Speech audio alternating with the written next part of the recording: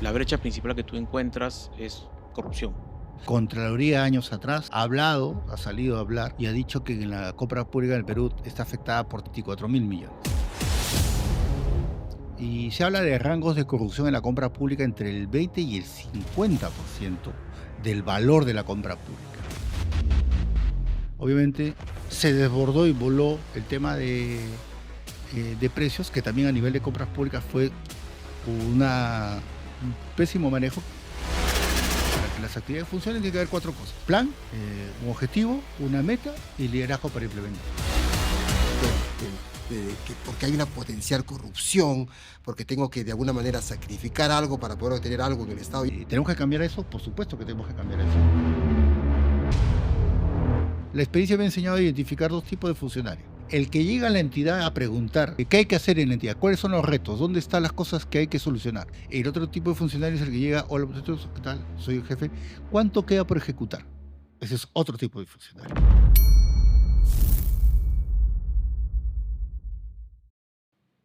Bienvenidos a Supplycast, Voces en Cadena, el espacio donde analizamos, conversamos y damos voz a los grandes temas que mueven la cadena de suministro, la gestión pública y la logística.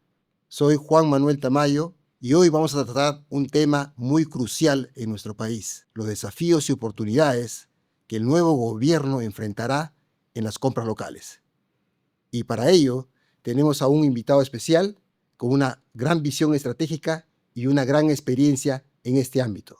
Don Luis Enrique Herrera Romero, abogado, presidente de la comisión que creó la Agencia de Compras de las Fuerzas Armadas, ex gestor de proyectos de la Universidad de San y con una amplia experiencia de más de 15 años en los procesos de contrataciones públicas y compras en el Estado. Luis, bienvenido a Supplycast. Muchas gracias por la invitación. Muy contento de estar aquí porque efectivamente se va a tratar un tema que es fundamental para cerrar la brecha de necesidades que aqueja al país, ¿no? Bienvenido, Luis. De verdad que mucho gusto por tenerte acá en el programa y Gracias. esperamos que esto sea de gran interés. Seguro que sí. Sí. Bueno, vamos entonces a las preguntas. ¿Te Claro que parece? sí. Bueno, ¿cómo tú defines la situación actual de la gestión de compras públicas en este momento? Yo creo que está en una situación de cuidados intensivos y lo digo con pena porque, como digo, la ejecución del presupuesto público tiene un objetivo. Su objetivo es cerrar brechas, ¿no? Correcto. Después de haber realizado todo un esquema de planeamiento estratégico, se supone que el Estado, a través de la ejecución de estos recursos, a través de la contratación de servicios, bienes u obras, cierra brechas de producto, pero principalmente cierra brechas de impacto, ¿no? Necesidades sociales que tiene la gente. Tenemos años bajo un modelo de contratación y vemos de que las brechas subsisten, no se logra cerrar, la compra pública no tiene el impacto que quisiéramos y no tiene la transparencia que quisiéramos y está impactada, de acuerdo a estudios internacionales en general, por la corrupción. Entonces, por eso digo que está de cuidados intensivos y creo que hay un gran reto en el nuevo gobierno y en los partidos políticos ahora de considerar el tema de las compras públicas en su agenda de propuestas hacia la ciudadanía. Entonces estamos hablando que la brecha principal que tú encuentras es corrupción, principalmente. ¿O qué otras brechas puedes encontrar? Mire, los estudios internacionales nos dicen, Transparencia Internacional realizó hace unos años un estudio en poco más de 90 países y se habla de rangos de corrupción en la compra pública entre el 20 y el 50% del valor de la compra pública.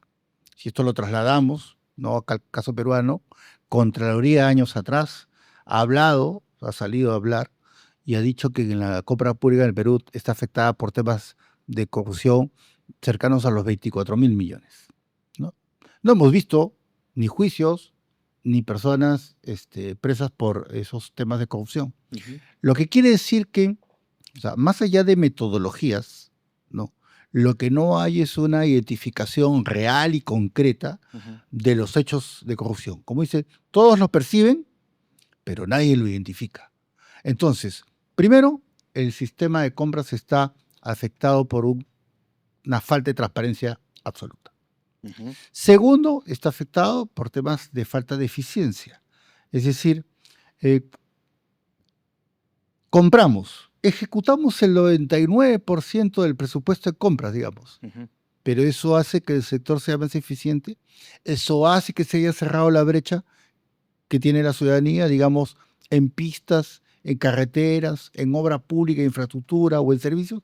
No, Ujú. ¿no? Lo que quiere decir, pues, que hay un descalce grande e importante entre lo que arroja el sistema de planeamiento y lo que el sistema de compras públicas realmente produce, Correcto. ¿no?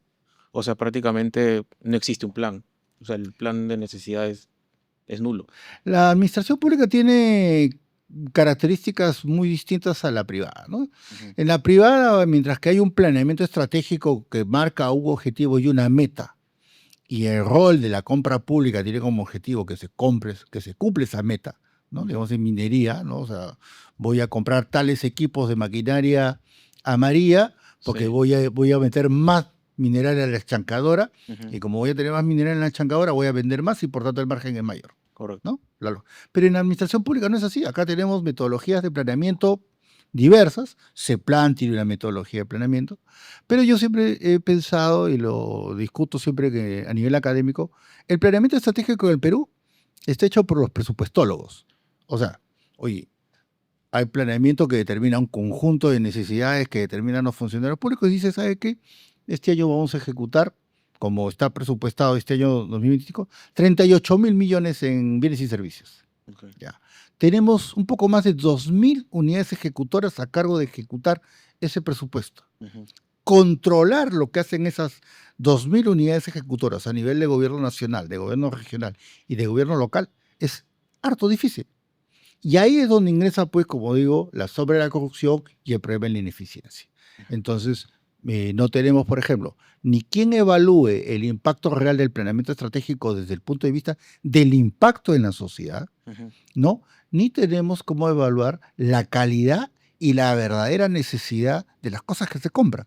Ujú. Entonces, esos son grandes temas que la propuesta política del nuevo gobierno Ujú. tendría que ponerse a revisar. No se trata simplemente de cumplir porcentajes de ejecución, Exacto. se trata que lo que se compra realmente sirva, De acuerdo. ¿no? Tengo un beneficio, sí, Sí. claro que sí. Podríamos decir que una de las limitaciones más grandes que existen entonces es el control. Sí, definitivamente el control. A ver, en el año 2012 se hizo una experiencia, se construyó una experiencia que fue la creación de la Agencia de Compras de las Fuerzas Armadas. Ujú. La Agencia de Compras de las Fuerzas Armadas se elaboró bajo un modelo que se conoce como la matriz de Carlick, ¿no? Carlick es un profesor norteamericano que, si no me equivoco, en 1984 publicó, años más, años menos, publicó un artículo en el Harvard Business Review donde señaló que en modelos competitivos, cuando las diferencias tecnológicas ya no hacen una diferencia de competitividad entre las empresas, Ujú. ¿no? El último y más difícil, pero más eficiente elemento de competitividad era la eficiencia logística, ¿no? Entonces, mayores presupuestos y tiempos de abastecimiento. Ujú. Entonces, bajo este modelo se trabajó en la creación de la agencia de compras para que la agencia de compras se haga cargo de la gran compra estratégica. Ujú. La Fuerza Armada en 2012 aproximadamente tenía algo de 2.600 procesos de adquisiciones entre las tres Fuerzas Armadas. Ujú. Pero de esos 2.600 procesos de adquisiciones, 50 eran los estratégicos, los que concentraban entre el 60 y 70% del presupuesto. La compra de los sistemas de armas, Ujú. los radares, la renovación de los submarinos, no la compra del equipo pesado para el ejército. Esa gran compra, Ujú. que tiene que estar sujeta a un estricto control, tendría que ser vista por la agencia de compras. Pero algo más, o sea, la agencia se crea como el primer paso para crear a posteriori lo que propusimos como la Superintendencia Nacional de Compras Públicas. O sea, a nivel transversal de todos los sectores, Ujú. eh, hay compras que son significativas, pero que tienen un alcance mayor a un solo sector. Por ejemplo, el tema, digamos, salud. Con la contratación y la construcción de hospitales, no Ujú. solamente le preocupa al sector salud, Claro. ¿no? Obviamente que le preocupa a todos los sectores, a trabajo, porque vamos a tener mayor capacidad de atención a los trabajadores, ¿no? Le preocupa a educación, porque, o sea, mientras que tengamos las personas más sanas, van a tener mejor capacidad, sobre todo los niños y los adolescentes, de tener mejor rendimiento en salud. O sea, Claro. es transversal. Entonces, la Superintendencia Nacional de Compras Públicas se planteó como un esfuerzo del Estado para poder centralizar la gran compra estratégica a nivel nacional de los grandes temas. Por ejemplo, ahora que se discute el asunto de los ferrocarriles. Los ferrocarriles cruzan más el territorio de más de una región. ¿Quién lo va a controlar? ¿La región 1, la región 2 o la región 3? Central. No, lo tiene que controlar, obviamente, una entidad central, ¿no? Claro. Entonces, estos grandes proyectos tenía que verlo la superintendencia. Lamentablemente, pasó el tiempo y como suele suceder en la administración pública, los proyectos se desvirtúan. Luego la agencia se desvirtuó, se convirtió en una dependencia más que todo de tipo administrativa porque se llenó de personas. Quiso hacer la compra de todas las entidades públicas, lo cual era obviamente un despropósito. Y hoy prácticamente compra muy poco y no compra nada estratégico, ¿no? Entonces, ahí tenemos un gran problema, ¿no? Tratar de introducir los ejemplos y las buenas prácticas del mundo privado al mundo público es súper importante, pero es harto difícil. ¿Por Claro. qué? Porque requiere, pues, obviamente, liderazgo y requiere permanencia para Ujú. poder implementar. ¿Y algún logro que tú hayas podido identificar en este tiempo, en este quinquenio de este gobierno, por ejemplo, basado en digamos, en estas compras? A nivel de compras ninguno, pero a nivel legislativo creo que el hito más importante es la nueva ley de contrataciones, ¿no? Que establece el modelo de calidad, precio. Ujú. El modelo peruano de compras públicas a través de precio trajo abajo la calidad de los servicios, de los bienes y servicios que se adquieren, ¿no? Porque yo he tenido casi 15 años como gestor de proyectos en la Universidad de San, he podido ver de primera mano cómo en los procesos de contratación, postores que iban pues al 35%, vamos a decir, del valor que podíamos ir nosotros, se adjudicaban un servicio por un tema de precio. Ujú. Pero cuando uno hacía el cálculo lógico de cuánto es lo que se podía hacer con el precio adjudicado, uno se daba cuenta, por ejemplo, que a un docente le estaban pagando 7 soles la hora. Ujú.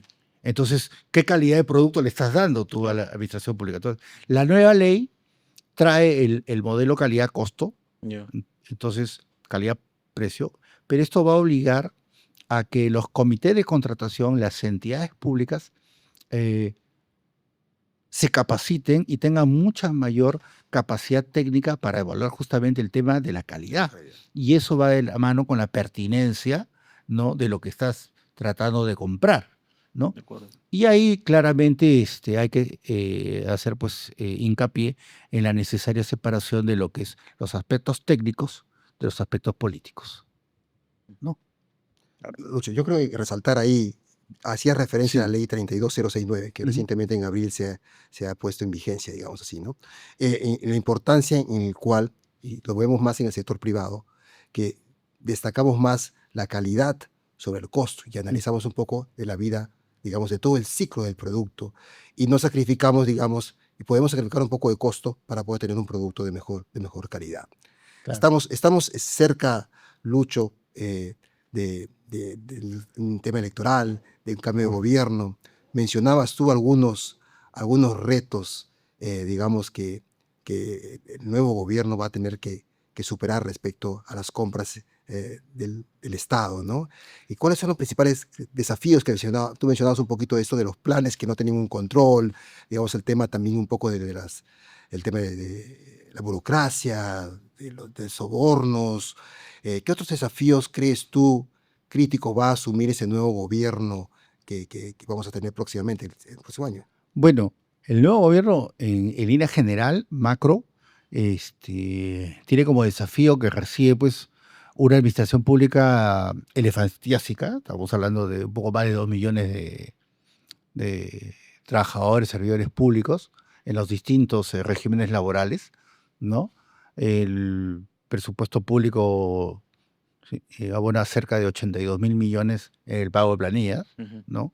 Entonces la pregunta es, ¿realmente necesitamos todas las personas que necesitamos? Por ejemplo, el nuevo gobierno va a tener que definir qué hace con Servir.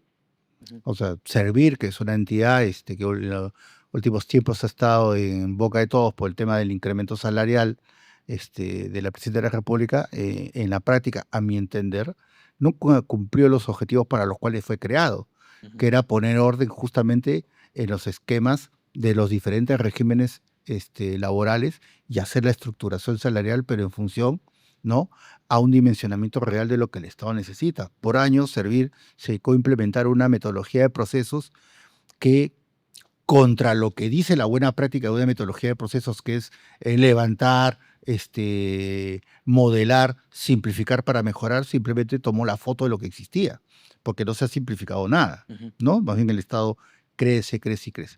Entonces, primer gran reto del nuevo gobierno es ver cómo va a comportarse frente a las estructuras actuales del Estado, y ahí viene pues lo que le hemos escuchado ya a un par de candidatos y que es una vieja añoranza, tampoco es que lo estén inventando, o sea, es que eso hay que Ujú. estar claro, es una vieja añoranza, la de fusionar pues ministerios, fusionar entidades públicas, porque es parte de la necesidad de poder modernizar, achicar, pero sobre todo controlar. Ujú. ¿No? Controlar, porque el control es lo único que va a poder garantizar que las actividades se hagan de manera transparente, ¿no?, y de manera eficiente, ¿no?, para poder eliminar los temas de corrupción. Entonces, primero. Segundo, el nuevo gobierno tiene que estar claro qué va a hacer, o sea, cómo va a auditar todo el esquema de compras que está terminando con este Ujú. gobierno, porque Claro. no es que yo llego y simplemente voy a agarrar y voy a continuar con todo lo que dice. Tiene una buena práctica, que al menos en mi caso siempre he tratado de implementar a la entidad que he llegado, Ujú. es hacer una auditoría administrativa de todos los procesos de compra que recibo. Así es. Claro, exacto. ¿Por qué? Porque yo recibo obligaciones y también recibo derechos. O sea, Ujú. yo como Estado, o sea, ¿qué es lo que le tengo que exigir al proveedor? Ujú. ¿No? ¿Me cumplió en el tiempo? Claro. ¿Me cumplió con la calidad? ¿No? Entonces, esas cosas, entonces, el nuevo gobierno, los partidos que lleguen, tienen que tener, pues, equipo para hacer eso, porque eso no es fácil hacerlo, No, ¿no? pues. Ujú. En tercer lugar, tienen que tener claro cuál va a ser su criterio respecto a cómo va a administrar la compra pública. ¿Va a seguir con este modelo mixto, fraccionado en más de 2.000 unidades ejecutoras, Ujú. o va a cambiar a un modelo más centralizado? La propuesta es que creen la superintendencia para administrar la gran compra, la compra estratégica nacional, y además fusione cantidad de unidades ejecutoras por líneas, por función o por sectores, ¿no? Se hizo el intento con el tema de la NIM, por ejemplo, ¿no?, que jala todo lo que es infraestructura. Ujú. Por ejemplo, el tema de la NIM, que es la que está concentrando grandes recursos, es una de las primeras entidades que tiene que ser sujeta de evaluación y de análisis de los procesos de contratación que han efectuado en este quinquenio por un tema de transparencia, Ujú. ¿no? Entonces, son esas tres grandes cosas las que tiene que hacer el nuevo gobierno, y para eso, claramente, de manera transversal, tiene que armar pues equipos de trabajo que sean pues serios, ¿no? Claro. Tú mencionabas un poco ahí la centralización y descentralización, ¿no? Sí. La importancia, porque me hace mucha analogía al tema de, digamos, que de cadena de suministro, de tener almacenes centralizados y descentralizados, ¿no? En tu experiencia y en lo que hemos estado viviendo, ¿cuál es el modelo que funciona, digamos, a nuestra realidad? Eh, Eh, o- en nuestra realidad, nosotros tenemos un modelo de compras descentralizado, ok, ¿no? El tema o sea, no solamente por función, a través de lo que es gobierno nacional, sus sectores y los niveles nacional, regional y local, sino también político. O sea, el tema de la división de nacional, regional y local es una división de carácter político. Entonces, lamentablemente somos testigos de cómo en los últimos años, de manera permanente y constante, siempre somos testigos de quejas, de denuncias, de aspectos de corrupción en los gobiernos así es. regionales. Entonces, la pregunta es, ¿vamos a continuar con ese modelo? ¿O el Ujú. gobierno central que llegue con una propuesta a decir, oye, un momentito, acá, lo que es la gran compra estratégica nacional, construcción de carreteras, ferrocarriles, manejo de puertos, aeropuertos, o sea, todo lo que son, lo que se viene a llamar activos críticos, las adquisiciones, ¿lo va a manejar una sola entidad o lo vamos a seguir dejando que sean los sectores los que lo vean? Yo creo que tiene que ser una sola entidad porque la centralización permite el control. Ahora, hay que ser honestos. El tema del control finalmente recae en la integridad de la persona. Exacto. Y la integridad de la persona se forma bien por valores que vienen de casa de casa. o bien porque su riesgo frente a la realización de un acto de corrupción es muy alto, Ujú. ¿no? Porque el sistema de justicia, los sistemas de control y los sistemas de justicia funcionan. Pero como nosotros tenemos, lamentablemente, un sistema de justicia debilitado, No O sea, efectivos. cuando hay un sentimiento de impunidad, o sea, oye, pero si ese funcionario ha dicho que ha recibido y no le ha pasado nada, yo también, pues de repente, entonces el funcionario, de repente después piensa que es fácil, robar, pues. Claro. Y por eso, entonces, nuevamente, queremos controlar, tiene que funcionar el aspecto operativo interno, Ujú. pero también tiene que funcionar el sistema de administración de justicia. Claro. El sistema de control y el sistema de justicia. Las dos cosas tienen que funcionar como un engranaje si es que queremos que realmente las personas la Claro. piensen 2, 3 o 4 veces antes de hacer una tontería, ¿no? Ahora, ese control también te puede brindar eficiencia operacional, Pero yendo desde por el punto de vista, supuesto, ¿no? por Claro. supuesto, por supuesto. O sea, a ver, si la buena práctica del mundo privado. Ujú. La buena práctica del mundo privado es que planeo Ujú. y ejecuto el planeamiento en Ujú. función de una meta. Exacto. Entonces, eso lo que nos enseñaron es, oye, para que las actividades funcionen tiene que haber 4 cosas, ¿no?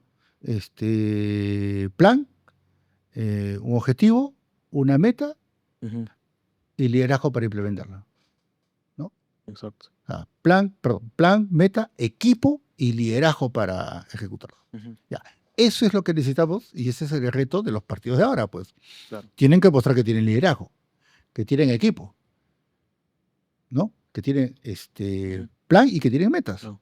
Si no, solamente es el discurso político y el discurso político, como saben ustedes, se termina el día Que ganan las elecciones. que ganan las elecciones, ¿no? Claro. No se cumple nada. El control y la centralización también, porque esa centralización que es la que también te va a permitir, pensando, ¿no? Digamos de manera del mundo, en el mundo, como piensa de repente alguien que viene del mundo Sí. corporativo, puede brindar también esa eficiencia, ¿no? Puede colaborar en esa eficiencia al centralizar tareas, ¿no? Sí, yo estoy convencido por la práctica de años en el mundo público Ujú. y la experiencia que tengo en el mundo privado, Ujú. que el modelo de la centralización estratégica es, o sea, la centralización de lo estratégico, de lo más importante, de los activos, de la compra de todo lo que es relacionado a activos críticos, la fusión a nivel de lo que son líneas de función en la administración pública y de entidades ejecutoras, Sí. ¿no? Son las que deben permitir un mejor control y, por tanto, una mejor eficiencia del modelo de compras públicas en general, ¿no? Claro, correcto. Y hablando un poquito adicional de las brechas que veníamos Sí. hablando hace un momento, aparte de la brecha de control Ujú. que le hemos mencionado bastante, ¿qué otras podemos encontrar? Podemos hablar también de repente de brechas en innovación, en la Tecnología. capacidad de la gente, Ah, tecnología. claro. O sea, en general hay 3 tipos de brechas, ¿no? La brecha de producto, Mm, ¿no? Las brechas de metas y las brechas de impacto, ujú, ¿no? Las brechas de producto son las que voy a mover hoy y las que voy a cerrar hoy con la compra ujú, de 50 camas, sí, De la necesidad más de inmediata. la necesidad, claro.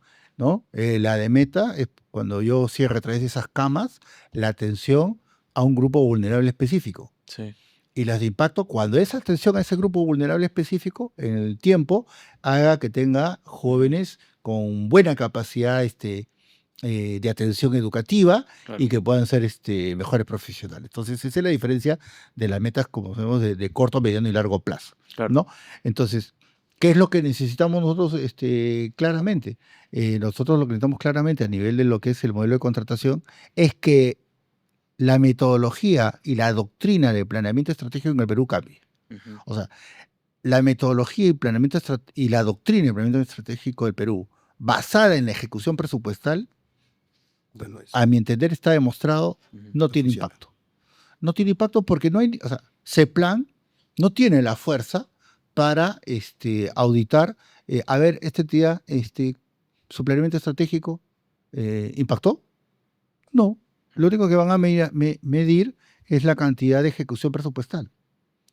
O sea, hay sectores, hay ministerios que el 3 de diciembre tienen 80% de ejecución presupuestal. Ujú. Y extrañamente, el 27 y 28 de diciembre tienen 98% de ejecución presupuestal. Ah, ¡Qué maravilloso! ¿Pero por qué? porque simple y llanamente hicieron, gastaron. hicieron transferencia de partidas. Ah, ok. No solo ello, ¿no? Yo creo que en adición a lo que mencionas de los planes, yo creo que Sí, nos hemos vuelto expertos en hacer planes, sí, de alguna manera, pero lo que pasa es que tampoco trascienden.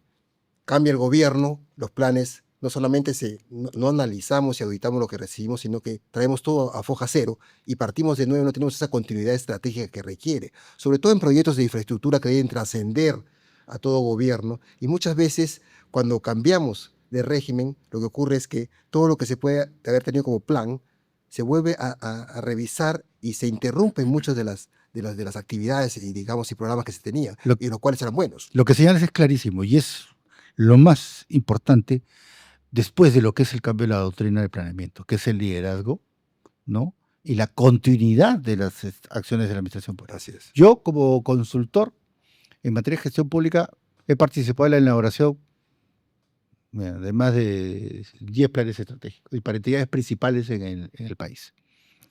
Y si una frustración tiene uno como consultor es que uno entrega el tema, identifica las cosas, pero la entidad no lo implementa. Ujú. Cambia de jefe y ese plan pasó Al archivo. al archivo. Ujú. Yo se los puedo decir y aquí nosotros elaboramos el plan estratégico sectorial del sector defensa del año 2017. Y en la identificación de riesgos de ese plan estaba el riesgo de la ocurrencia de una pandemia. Ok. Si alguien lo hubiera leído en la administración pública, Ujú. Hubiera de sabido qué repente hacer. hubiéramos estado mejor preparados para Claro. lo que llegó el año 2020, De acuerdo. ¿no? Ujú. Que de por sí ya es una desgracia en materia de compras públicas porque obviamente se desbordó y voló el tema de precios, que también a nivel de compras públicas fue un pésimo manejo que podríamos ampliarlo luego, pero como digo, el gran problema es que como la administración pública no tiene continuidad en la decisión, en el monitoreo de la decisión, no es como la administración privada, ¿no? En el mundo comercial, en donde sea, así haya cambio de gerencia, el objetivo Ujú. de rentabilidad, el objetivo empresarial se persigue, pero la administración pública no. Ujú. ¿Por qué? Porque como fundamentalmente hay interés político, entonces lo que persiguen es distinto. Yo siempre le digo a los alumnos que la experiencia me ha enseñado a identificar dos tipos de funcionarios. Ujú. El que llega a la entidad a preguntar, ¿no?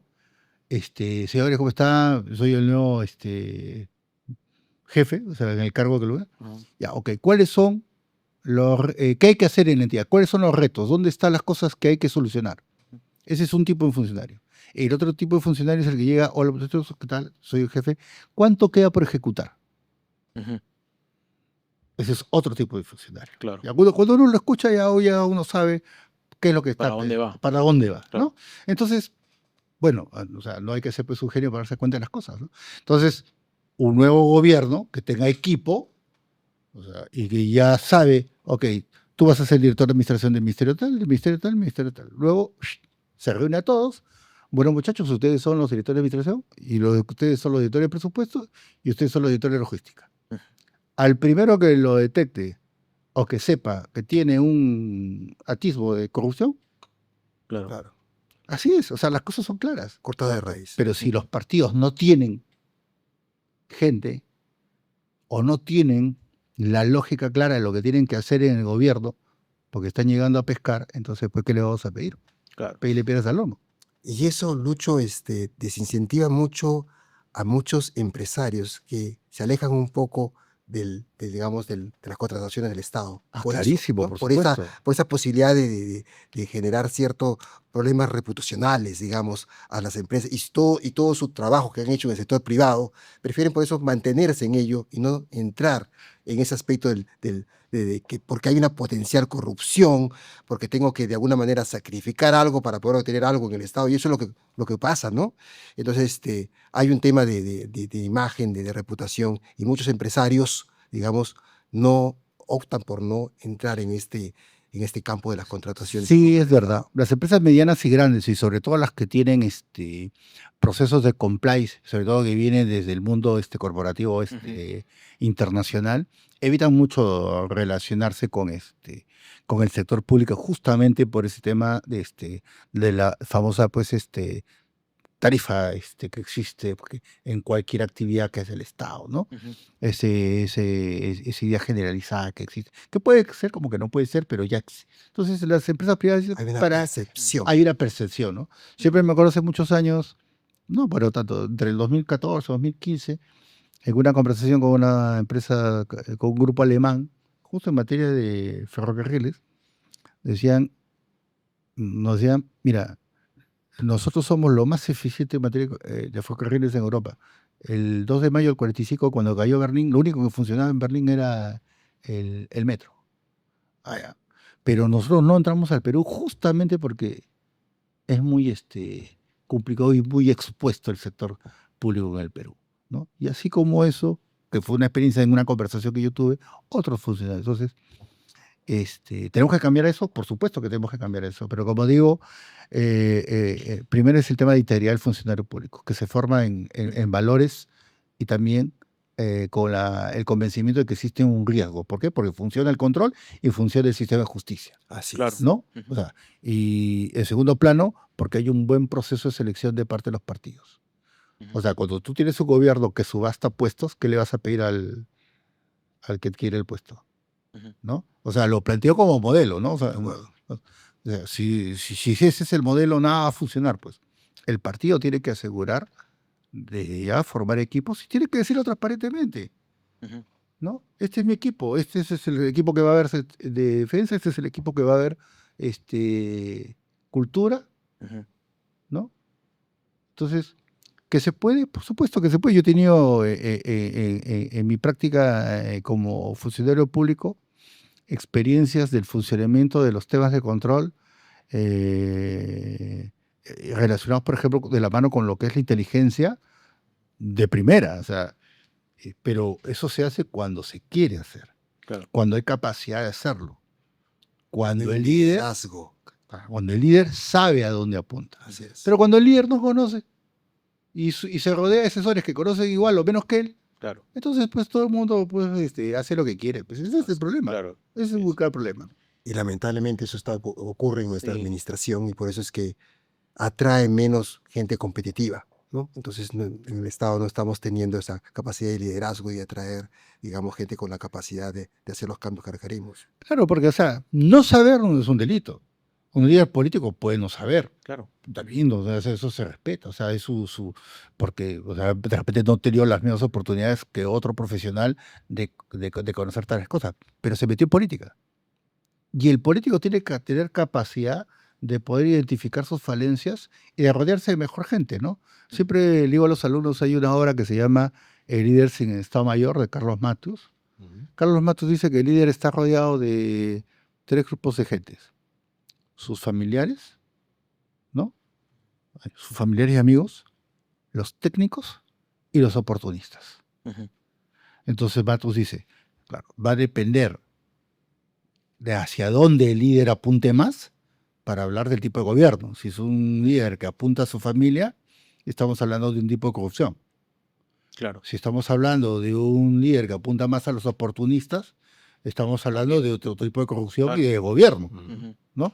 Y si estamos hablando de un líder que apunta más a los técnicos, allá estamos hablando de un gobierno un poco más ordenado y con objetivos y metas claras, Exacto. ¿no? Porque ese es el rol del técnico, ¿no? Decirle al ministro, decirle al presidente o a quien sea, esto es así y así hay que hacerlo. Exacto. No me gusta, me voy. Me voy. Yo siempre he dicho a los alumnos en clase, es mejor estar desempleado que preso. Eso es verdad. O sea, ¿no? Porque uno como profesional se da cuenta, pues. Claro. Y uno hace la batalla adentro, porque tampoco te vas a ir a la primera. Haces la batalla adentro. Ujú, Y dices, oye, las cosas son así, son asá. ujú. Y hay que informar así, ¿no? Hay jefaturas y conducciones en el sector público que te escuchan. Dicen, ah, ya, ok, sí, no tienes razón, vamos por aquí. Pero hay otras que no y que simplemente quieren hacer las cosas como ellos creen. Y bueno, pues, Luis, habías mencionado oportunidades también hace un momento, ¿no? Pensemos de que, digamos, ahora que va a haber un cambio de gobierno, ¿no?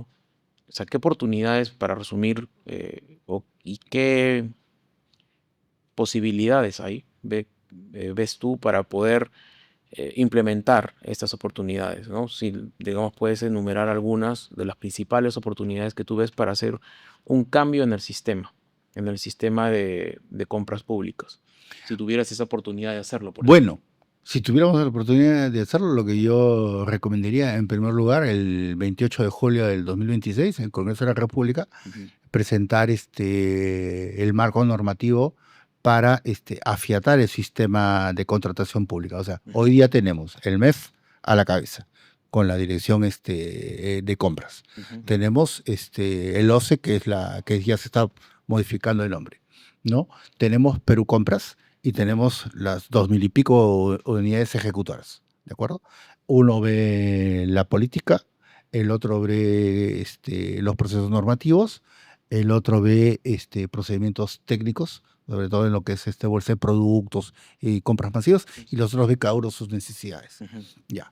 Este tema se necesita modificar. Primero, el MEF mantiene la conducción política, pero debajo de él tiene que haber una superintendencia que centralice, como digo, todos los procesos de contratación a nivel transversal del Perú, de acuerdo. en los grandes activos. Ya. Y eso requiere una modificación normativa, Lo que ¿no? conversamos al comienzo, ¿verdad? Correcto. Sí. Segundo, en el tercer nivel, que es la compra de las unidades ejecutoras, hay que comenzar a fusionar unidades ejecutoras Ujú, por funciones, ¿no? Por temas comunes. Hace poco se quiso hacer la fusión de programas de ejecución presupuestal. ujú. Pero claro que hay que fusionarlas. El problema es que fusionarlo no es eh, impacta al tema del otro gran problema que tiene la administración pública, que es el tamaño del Estado. Ujú, O sea, yo he tenido oportunidad de estar en procesos, por ejemplo, relacionadas al el Ministerio de Vivienda, ya. ¿no? Donde, por ejemplo, cada entregable era una caja de panetón de papeles que había que entregar y por duplicado o triplicado, o sea, 3 cajas de panetones. Ya. ¿No? O sea, presencia de tecnología, cero, Cero. ¿no? Cero.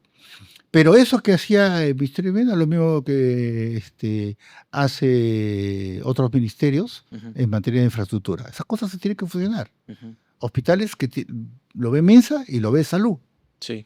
O sea, trabajo y salud y Fuerzas Armadas que también tienen el tema de hospitales. O Ujú, sea, oye, vamos fusionando. O sea, Categorizar también eso. correcto, pero eso ujú. implica simplificar equipos de trabajo. Ok, claro. Es menor Más tamaño del eficiente. Estado. Ujú. Y eso no es bien recibido, pues, obviamente, por la Eso administración te iba a pública. decir que tan sencillo es Entonces, hacer eso. pero lo que pasa es que no es sencillo, pero la única oportunidad de hacerlo es cuando llega el gobierno. Claro. No hay otra. Ujú, En materia de gestión pública, si tú los cambios no los haces en el primer año que llegaste, ujú. ya no lo vas a Ya no hacer. lo haces. Ujú, Ya no los vas a hacer. ¿Por qué? Porque el primer año haces los cambios, el primer y segundo año implementas, el tercero comienzas a ver resultados y el cuarto y quinto ya vas a ver resultados mejores. claro. Pero si tú lo implementas en el primer año, en el segundo te ganó La vorágine. Claro. la vorágine, La rutina. te ganó la administración pública. Te volviste un funcionario de escritorio y vas muerto. Continuismo. Es más, si lo comienzas a hacer a la mitad de tu gestión, vas a estar implementándolo cuando estás cambiando tu gestión y todo va a probablemente a retroceder o terminar. Claro, nosotros que venimos del mundo también académico, tengo 15 años trabajando en una universidad, Cuando fue el tema de la pandemia, Ujú. ¿no? Y había la crisis, o sea, ¿qué es lo que nadie sabía qué pasaba? Eh, Nos pusimos a hacer modelos, ¿no? Modelos económicos para ver cómo es el tema de la recuperación del país. Ujú. Si el Perú estuviera avanzando a la velocidad que tiene que estar avanzando, es decir, creciendo sobre 5 o 6% o 7%, que se da cuando la dinámica Ujú. empresarial es muy fuerte y hay una alta captación de inversión, y que sobre todo en estos tiempos que hay alto impacto de precios en los mercados internacionales, como en el caso de minería, que ustedes lo saben Sí. mejor que yo, o sea, vamos a decir, deberíamos estar pues, corriendo sobre las olas. Ujú. Pero eso es cuando hay un modelo eficiente, hay una gestión pública eficiente, hay liderazgo, hay confianza y hay tranquilidad. Ujú. En un modelo de crecimiento del Perú de 8%, la recuperación a situaciones a como estábamos antes de la pandemia se daba entre 3 y 4 años. Ujú. Pero en los modelos en los cuales estamos hoy por hoy de crecimiento de 2.5, menos de 3, Menos Ujú. 3. estamos hablando de 14, 15 años para regresar Claro. a la situación prepandemia. Pero una cosa que no debe olvidar, y que no hay que dejar de Dejar de decírselo a la decir. porción. El 2019, 31 de diciembre del 2019, antes, 3 meses antes de la pandemia, Ujú. la situación del Perú era la peor de los últimos 10 años. O sea, no es que nosotros en 2019 Ya está. estábamos bien y caímos, Claro. ya veníamos mal. O Ujú. sea, nosotros Seguimos una venimos en tendencia. un proceso Ah. continuo de caída Ujú. desde el 2012 hacia adelante. O sea, estamos haciendo todo un esfuerzo para regresar al nivel más bajo de lo que tuvimos De lo que antes. tuvimos O sea, antes. ni siquiera es que estemos proyectando regresar a los niveles que teníamos el 2009, 2010, 2011. Ujú. ¿No? Eso es una cosa que, por ejemplo, los partidos tienen que decirnos cómo van a asumir ese reto, ¿no? Ujú. Hablando de planeamiento, o sea, el Plan Estratégico Desarrollo Nacional 2050 dice que para el 2050 el Perú no va a tener pobreza extrema. Ujú. No va a tener. Pobreza extrema. Ya. Ya. Si eso es cierto, falta 25 25 años. años. Ya. Quiere decir que en 25 años tenemos que recuperar un 8% de la población de esa situación. ¿Cómo lo vamos a hacer? Claro. El nuevo gobierno tiene que decirnos, pues, que va a hacer programas sociales para inyectar dinero a través de una emisión monetaria para que todos ganen más de 500 soles mensuales, Ujú. o va a hacer que el país sea más productivo, Si ¿no? vamos por lo primero, generaremos inflación. Claro, y es poco sostenible y luego estamos cavando el hoyo que hoy Ujú. por hoy ya estamos cavando de manera lenta, pero estamos Ujú. cavando cuando el país sigue endeudándose Claro. y vamos rompiendo nuestros niveles de endeudamiento, ¿no? Claro. Porque la población siempre tiene que tener presente, el gobierno es como cualquier familia. Ujú. Nosotros vivimos de lo que ganamos y gastamos lo que podemos gastar. Cuando no podemos gastarlo, queremos gastar más de lo que ganamos, pedimos un crédito. Sí. Y si no podemos pagar el crédito, nos ejecutan. Así Claro. es. Claro, la diferencia con el Estado es que el Estado no lo ejecutan. Pero el Estado sí puede pues, generar un problema económico como el que vivimos en los 80. Ujú. En la época, Dándole a la ¿no? maquinita. O sea, el problema es cuando el Estado no logra generar un modelo económico a través, por ejemplo, de la eficiencia en la logística, en la eficiencia en las compras, que es la parte donde se ve el uso de los recursos, Ujú. ¿no? Sí. Y no logra hacer que eso sea productivo, entonces vamos para mal, porque estamos gastando, estamos echando la plata al pozo, Claro. pero no estamos generando ningún tipo de incremento de productividad. Claro. Pero Lucho, yo creo que hablamos y cuando revisábamos en un anterior episodio sobre la infraestructura y los planes de infraestructura que tenemos ya un plan del 2019 que va hasta el 2050, está comenzando a hacerse grandes, digamos, obras de infraestructura en el país y como que nos encontramos en un momento adecuado para comenzar a, digamos, a capitalizar ese tipo de oportunidades. Y no hablamos de Chancay, hablamos de aeropuerto, de biosánico y muchos proyectos que se vienen de infraestructura a nivel nacional que son importantísimos para el desarrollo. Entonces, eso también es algo que tenemos que buscar que el siguiente gobierno siga reforzando, digamos, para poder, digamos, cerrar ese tipo de brechas que estamos teniendo, ¿no? Pero claro, o sea, el tema está hablando siempre del planeamiento como primera fase de lo que es la transformación de los recursos públicos en bienes y servicios que sean de impacto. Yo planeo y digo, ya, ok, vamos a invertir en infraestructura que viene, qué importante. ¿Qué infraestructura? Ujú. O sea, por ejemplo, hace años recuerdo cuando se decía el tema de de la CIRSA, Ujú. no de la infraestructura de la CIRSA. Nosotros hicimos la evaluación financiera del eje multimodal Paita-Manaos. ¿Ya? Ya, en ese momento, Paita-Manaos, supuestamente la puerta al oriente. ¿Cuál es el problema del el eje multimodal Paita-Manaos? Viene el producto de China y se va a Manaos. Ya, pero ¿qué sale? ¿Qué sale por ese eje? De Manaos solamente es la electrónica, Ujú. no hay volumen. Producto peruano, nosotros le preguntábamos a los brasileros, ¿ustedes estarían dispuestos a sacar su producto y sumarlo al peruano? Sí, pero, o sea, pero peruano no tiene volumen.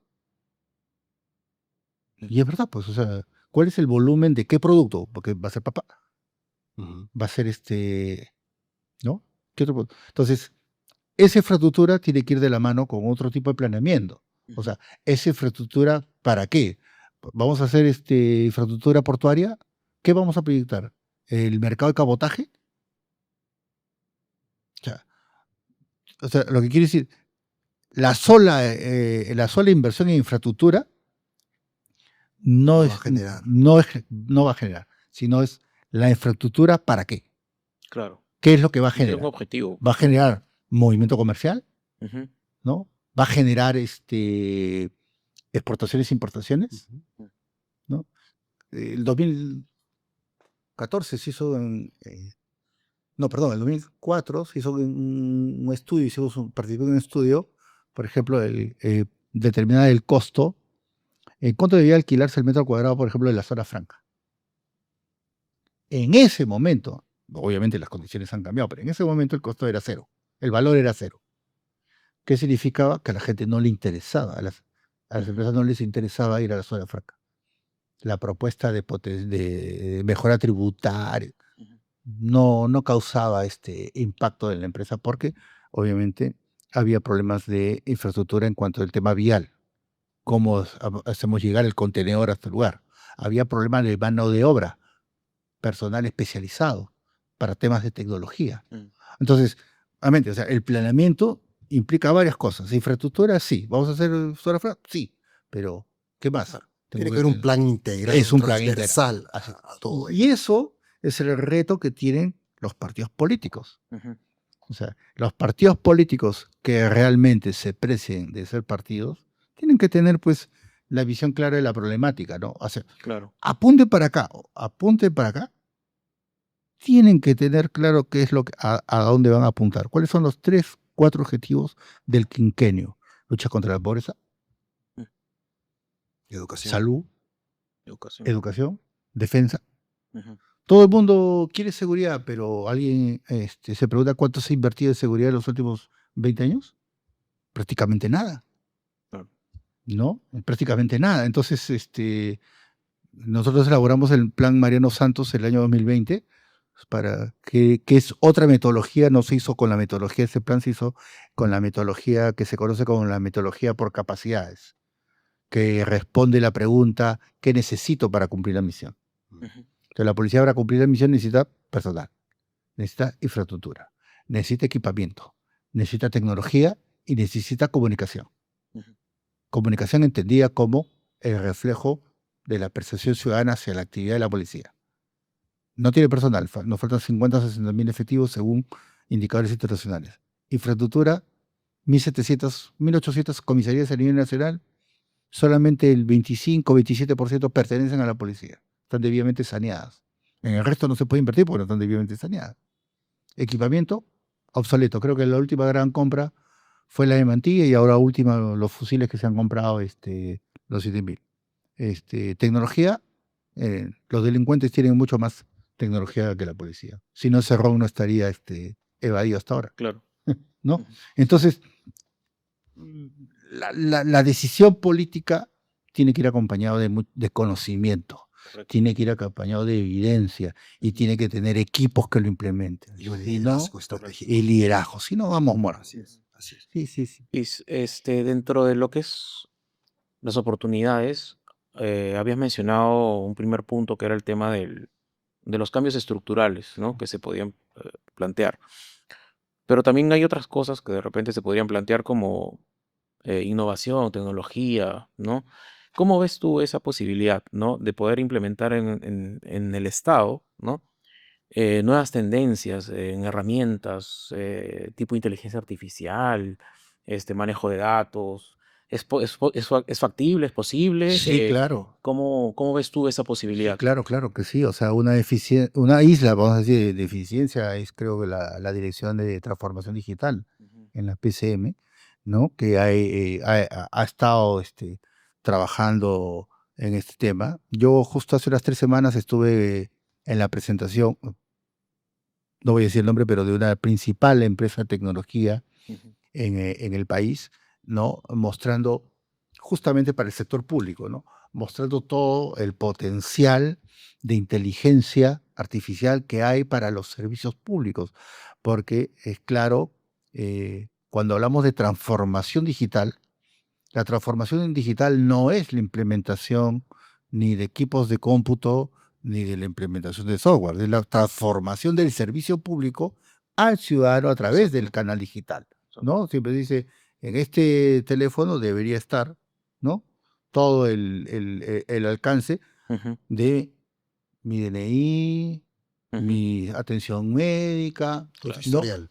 Todo mi historial, exacto. ¿no? Ujú, Entonces, hay espacio, pero claro que hay espacio, ujú, súper hay espacio, ¿no? A veces, porque todos tenemos la molestia de cuando vamos a una ujú, entidad y nos piden, pues, la copia de algo, ¿no? ujú. Oye, pero si ustedes tienen este tema, Sí, ¿no? pues.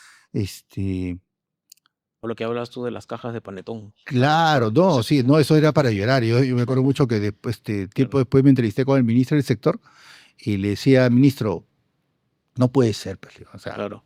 no, y se ha de lograr en ese tema porque terminamos en un arbitraje en ese caso y ellos tenían tanto papel que habían fundamentado su escrito con, vamos a decir, con la segunda versión de lo que habíamos presentado, pero no habían considerado ni la tercera ni la cuarta, Ujú, porque tenían tantas cajas sí, que no sabían ni lo que... sí.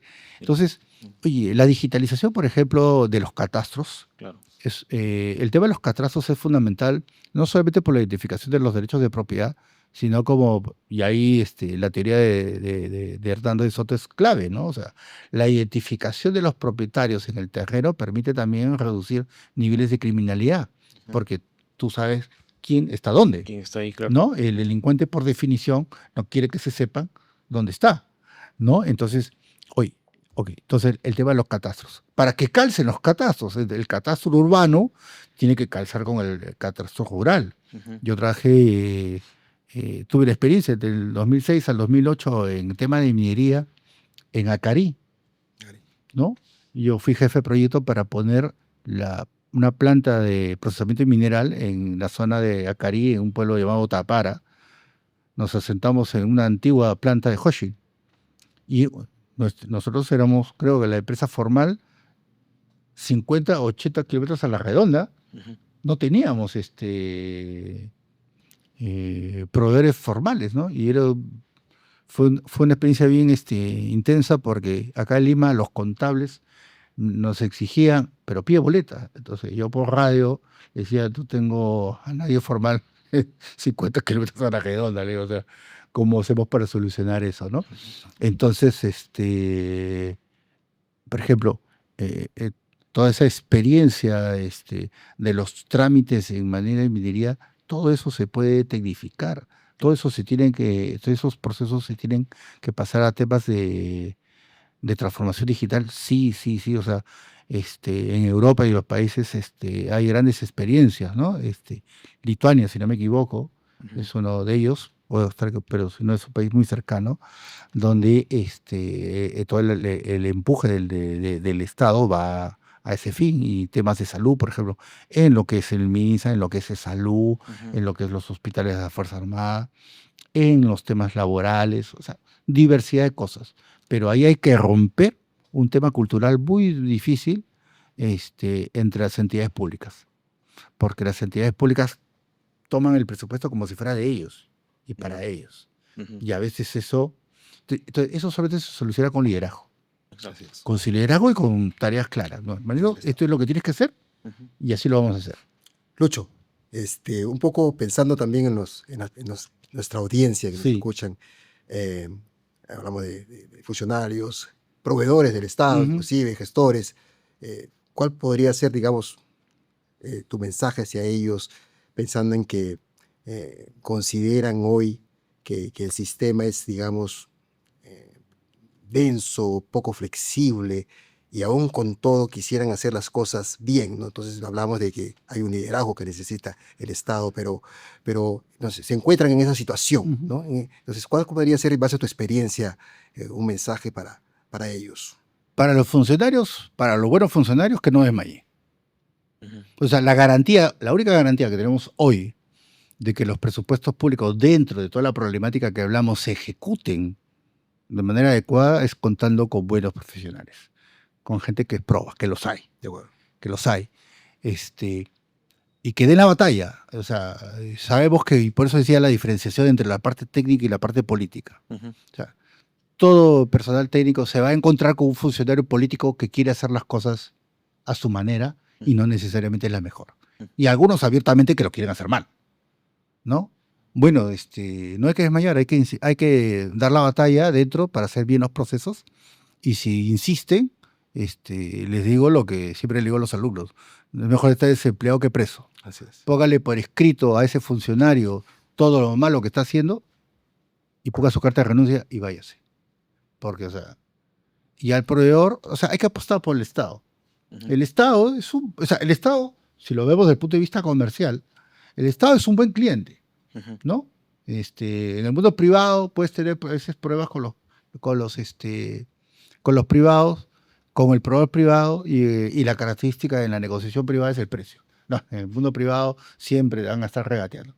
Cosa contraria, que en el sector público no es el problema del precio, porque normalmente el sector público paga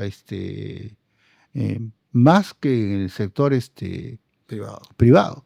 El problema en el sector público es el incumplimiento, en la demora, sobre todo cuando hay cambios de funcionarios. Ujú. A mí me ha pasado. Ujú. Yo he tenido servicios donde yo he entregado el último entregable justo el día que cambiaron al titular de la entidad. Al día siguiente me desconocieron el servicio, me tuve que ir a un arbitraje para cobrar 2 años después. Claro. ¿No? ¿No? Ay, como Sí, se pierde la institucionalidad. sí, no, claro, claro. Y me da gracia porque justo el funcionario que nos hizo esa gracia, hoy es principal funcionario de este gobierno. Pero bueno, espero que haya mejorado en algo su forma de ver la administración pública, ¿no? Saludos Sí. para el colega. Pero Leo, o sea, funcionario, no desmayes. Tú eres la única garantía que tenemos como sociedad de que las cosas se hagan bien. Y al proveedor, confía en el Estado. O sea, de todas maneras, siempre hay buenas personas y comercialmente Ujú. sí es un buen cliente.